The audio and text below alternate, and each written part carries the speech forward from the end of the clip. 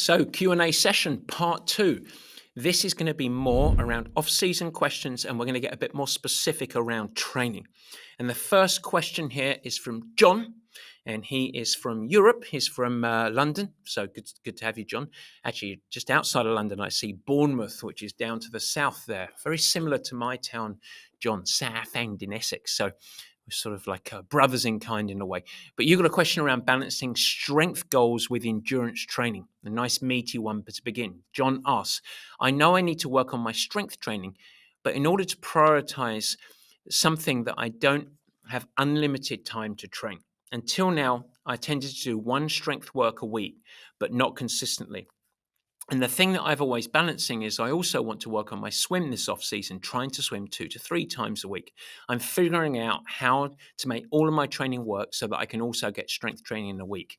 Should I do 2 workouts on the bike rather than 3? Should I shorten my run? Should I do any combination of strength, etc.? So this is a little bit of an optimization challenge, John, and it's really, really good. Let's help you first with your mindset. Alrighty, so you've got sort of 2 goals. You want to work on your swim and you want to work on your strength. So what I would first do, let's first prioritize strength because I think it's really important. So in the height of season, most triathletes understandably and appropriately see strength as a supplement because when you're training really, really hard for the rigors of an Olympic distance, a half Ironman or an Ironman, swim, bike and run is your bullseye. Flip it upside down over the course of the next 3 to 4 months. Your bullseye is your strength training. So on the weeks that you can most, or on the days of any week that you can most likely bring your best, bring your strength training. Those are the 2 sessions. And I would focus on doing 2 workouts a week. Now, remember, you only need to do somewhere around 30 to 40 minutes for it to be really effective. So that's the first building block. The second thing that I would do is integrate when you can the other 2 to 3 swims, because that's your second priority. And then I would start getting bolt-ons. So what I mean by bolt-ons is after your strength and maybe after your swims, I would be seeking some run frequency. So I might do a 5, 10, 15, 20, 25, 30-minute run after your strength on both sides. So think about it like a brick. And that's really simple if you're doing it at a gym. You can go and just hop on the treadmill. It's really good. If you're doing it at home, you can just hop outside or unless you've got a treadmill at home. So that's a nice way to do it. And then quite often, actually, it's really useful if you can swim and then do a really quick run. That's great. Another thing you might get to do is just a pre-dinner run. So you might swim in the morning and maybe just before dinner, you get to go and do a 15-minute run.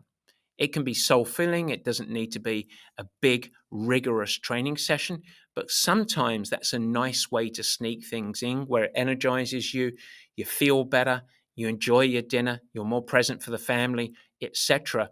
if you just go for that little shakeout sort of pre-energizer. It's nothing that's so demanding that it's going to disrupt your sleep, but it's helpful. So it's in that order that you've done it. And then, depending on your week, you can then get in 2 more bike workouts on the trainer. And if you're lucky, a third. So that's the nice way to think about it. And you want to get those in. Now, what I would suggest is you probably want to get in both of the bike workouts. So if that means on one week when it's busy, you need to skip a swim and only do 2 swims, do that. If you can get in 2 bike workouts and 3 swims, that's great. So I would globally underdo the single standalone run sessions. You might get 1 or 2 of those in a week.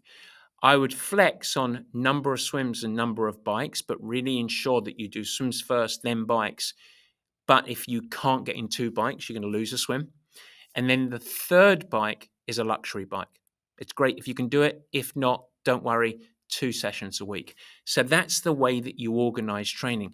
And there's no rigid rule around this, but a little bit of flex on there, it enables you to feel like it's not overwhelming. And then the one reminder that I would give you is that, remember, we're not going to full capacity. So when I say, do you have time to add the third bike, or are you going to drop your third swim so that you can get 2 bikes in?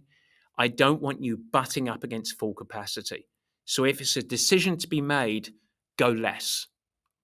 If there's a decision to be made, go less. Very simple. Okay, hope that helps as a concept. Great question for you. This question's nameless. Don't have who gave us this one. It's coming in anonymously, but we'll go with it. Is it better to focus on improving just one discipline in off season, or can I expect to make improvements across the board? So I think it's a great question. What I really like on this is that let's first remind ourselves what improvements we're looking to make. So we are not in off season looking to drive central fitness gains. So improvements are not, I'm getting faster, I'm getting more powerful, I'm dropping my average pace, etc. I'm preparing instead my body to train. So the improvements that we can make are more technical in nature and then foundational, not building your base, but foundational from building muscle and tissue integrity. So under that banner, you can improve everything because we're not looking to drive central fitness gains. So that's number one. You can upskill across all elements because even if you're doing it once a week, if you're really focusing on it, you've got a little bit of skill acquisition. You might remind yourself to hold better posture on the bike. You might do some higher end stuff on the bike and and a little bit on the run. And so there's not this big performance in the classic performance lens shift of gains. You're not looking to say in off season, I'm looking to drive up my threshold or my FTP or my critical power or any of these other metrics that you can sometimes monitor as a barometer or bellwether of central fitness gains. That's not what we're looking to do. And so you can focus it on this second part of it, though, of this question is I do really like it when we define a purpose. So the last question we had, John from Bournemouth, we talked about really focusing and doubling down on strength and swimming. I really like that because running can become more supplemental. It can be really soul-filling. He can still emphasize and focus on riding terrain management when he's doing the bike workouts, but he's building his week around the strength and the swim. And so I do like that for athletes. And typically, I like athletes at this time to really think about where is my opportunity and where am I going to just shine the light. So if people, I'll give you an example here, if people are frequently injured in running, this is a great time to do the run project where you can actually go through and patiently build consistency so that you can improve tissue integrity so that your body can be more robust and absorb training when it gets harder. And so there's building up your weaknesses or looking for opportunities for biggest gains. And so it's not all or nothing. It's not I'm only going to train for running or I'm only going to work on my swimming. It's really where am I shining the light where I know I need to bring my best focus, intention, efforts, etc. But remember, we're not trying to get fitter in the classic sense, driving power, bigger metrics. We're not even looking at that for the next many, many weeks. And that is soul-filling in itself. Fantastic. Final question here.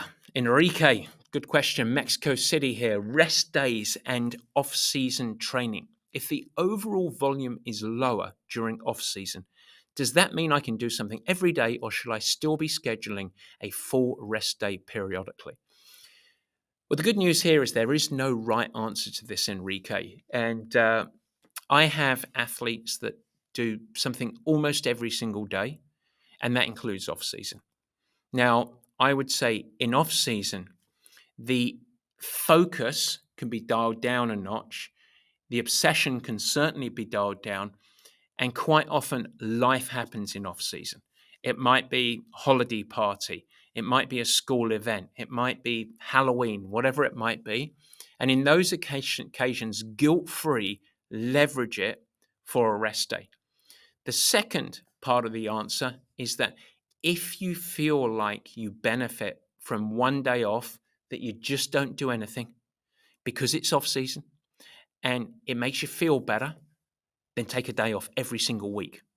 We can absolutely build programming where you have a rest day every single week and you get everything done.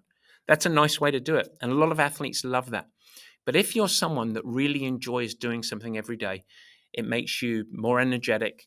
It's a part of your ritual. It helps you structure your overall day.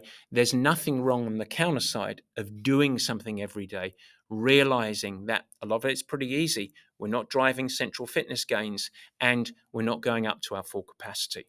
So you have a lot of license and a lot of leeway. Generally, most people tend to do something every day with a guilt-free rest day that life just brings you. And when that happens, you don't even think about it. You just move on. That's a great one. And that does it for our questions. We're going to finish up part 3 with nutrition and body composition questions.